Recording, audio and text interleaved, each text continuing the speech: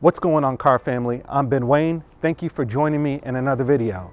Today we're here to check out the all-new 2021 Chevy Trailblazer. That's right, the Trailblazer is back. Last time you saw it was just before it got discontinued in 2009 and replaced by the Chevy Traverse.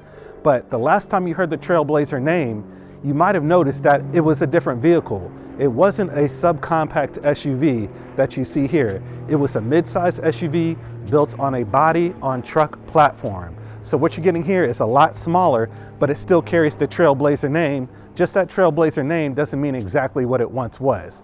What we have here is a subcompact SUV finished in an iridescent pearl with bronze accents such as on your roof and your side view mirrors. So today I want to get into the exterior and interior details of the all-new 2021 Chevy Trailblazer and see how this ride has been engineered for excellence.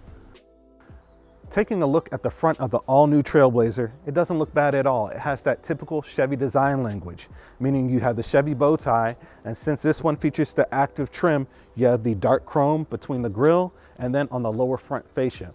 But the overall design kind of gives me Camaro vibes.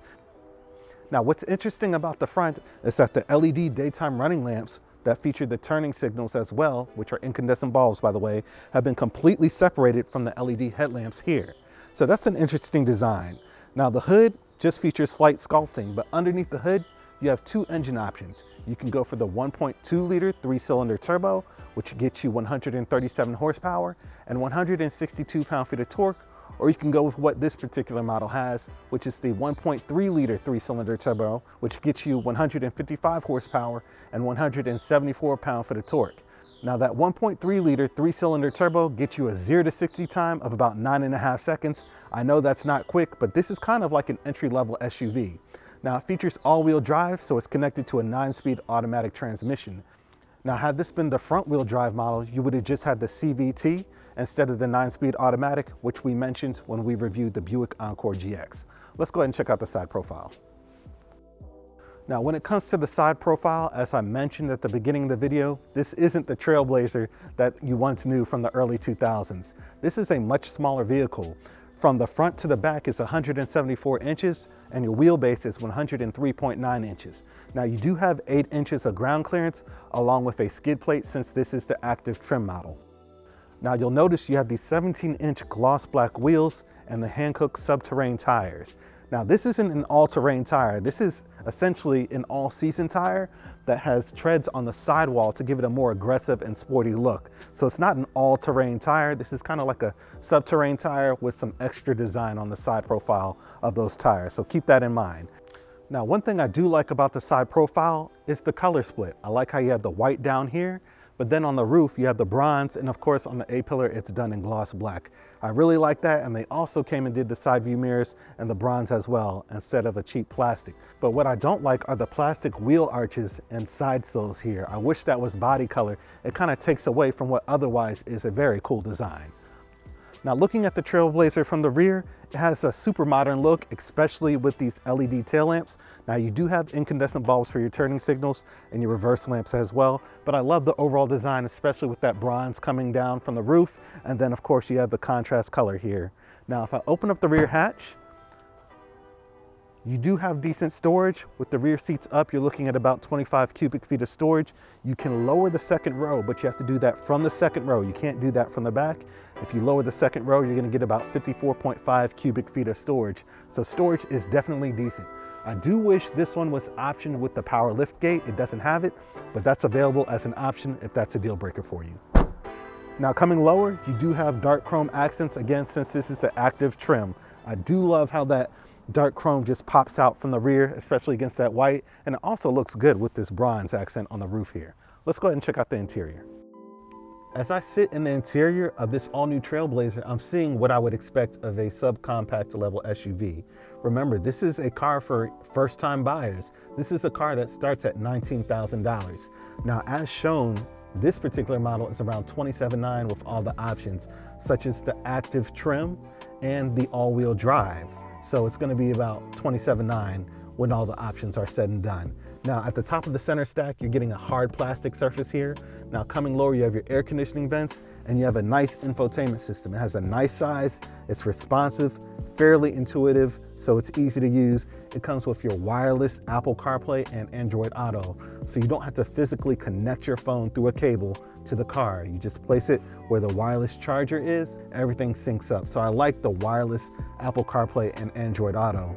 Now I will make mention that this infotainment system does not come with its own GPS. You use what you have through your phone, which is something that 99% of people do anyway when they're in their car, because the GPS systems in phones for some reason are way better for the most part.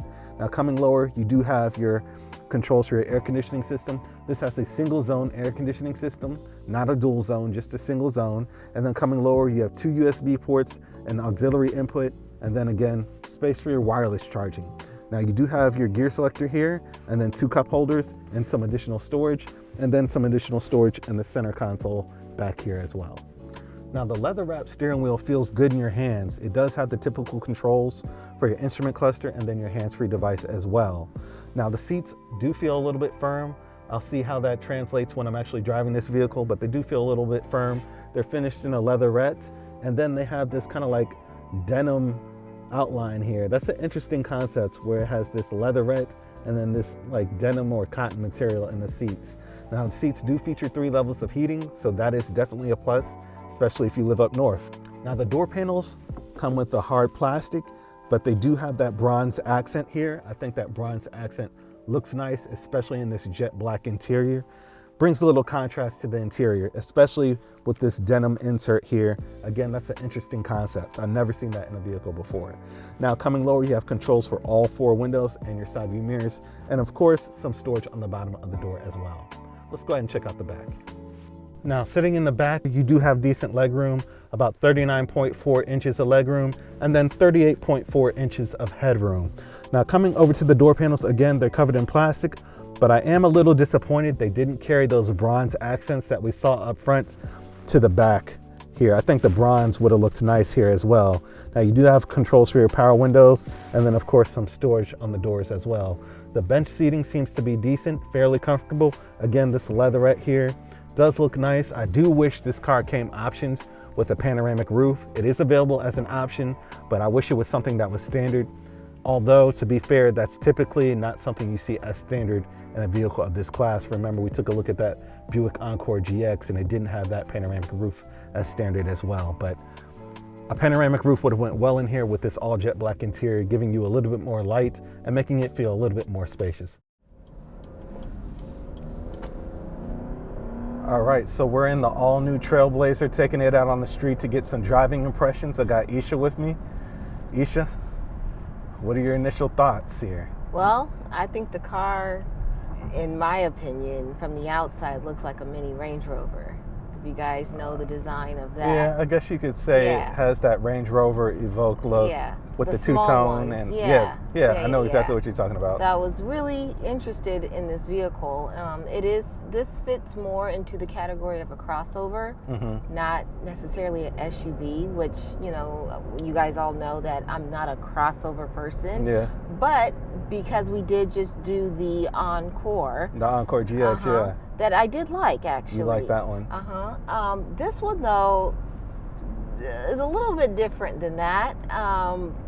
You guys know that I always notice road noise, and this one has a lot of it. Yes, this car does have a lot of road noise.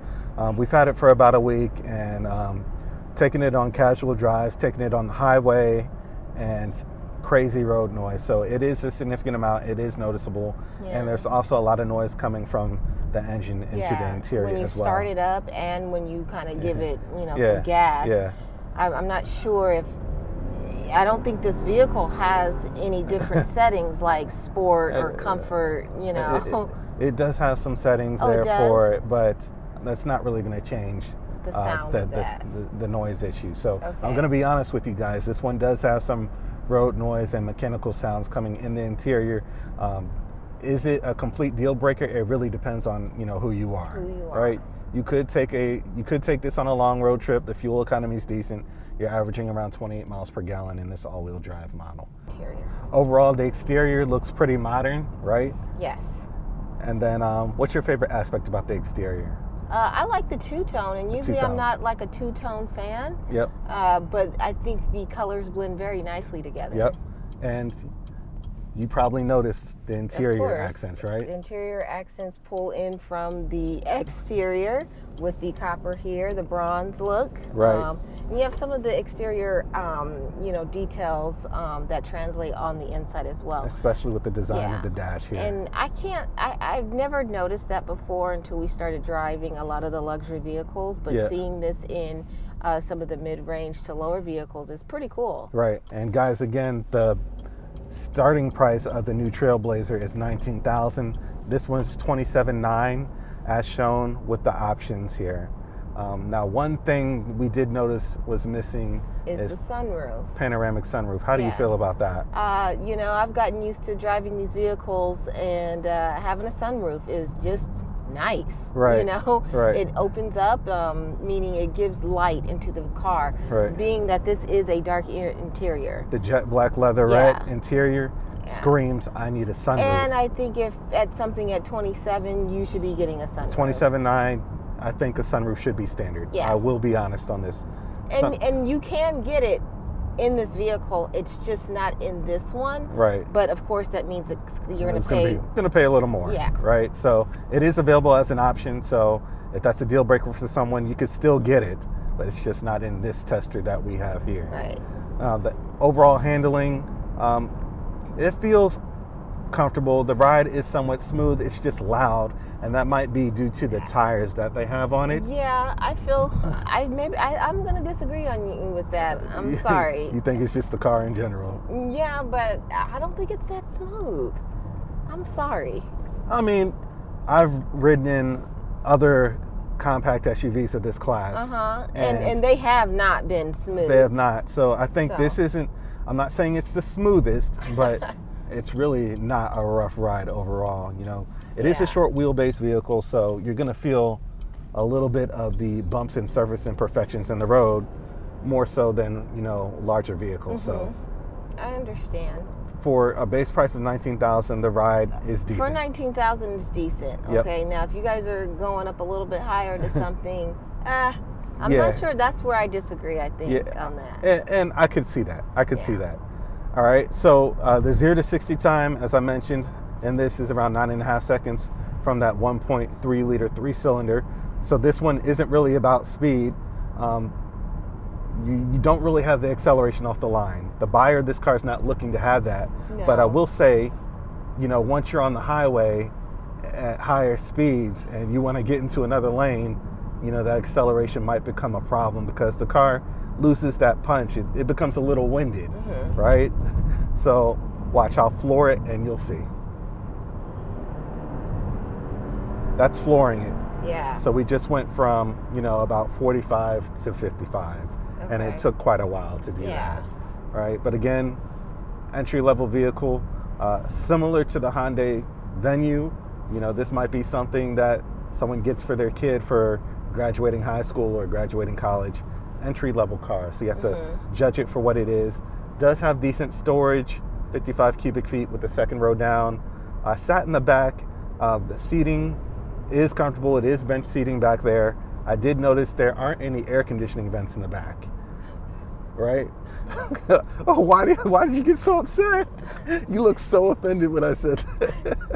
Because I feel like I'm back in college with the no heat at a certain time, no air conditioning, upgrade to the senior level dorms, Well, again, you have to look at this car for what it is. It starts at $19,000, right?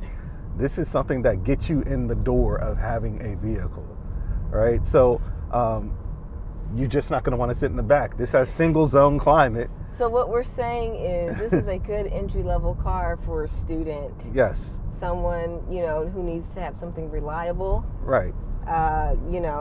Daily driver. I think it's so cute. I really think the car is cute. It is, but you like that Encore GX, I can tell. Yeah, I do. But, I think that they're two different cars. And like you mentioned before, this is not the Trailblazer from the Trailblazer in the early 2000s. This is not that. So this is something else. Definitely designed this totally different. So I recommend, you know, that this vehicle is not bad at all, but I recommend that you definitely get into it and drive it for yourself. Get into it, drive it for yourself. Because, like I said, it's not bad, you know, but I think it's going to take the person to actually physically drive this one. Yeah, and sit in the back. You know, how often are you going to have people in the back? Because if there are no air conditioning vents back there, you know, that might be something you want to consider. Right. Again, like you stated, the Trailblazer has been redefined. It's now something else. It's not what people had come to know it as back in the early 2000s. So this is, I mean, it's something else. Yeah, it has a lot of great features though. The Apple CarPlay, the Android Auto, pedestrian detection, automatic emergency braking, 10 airbags. Nice. Right? So heated seats. Heated seats.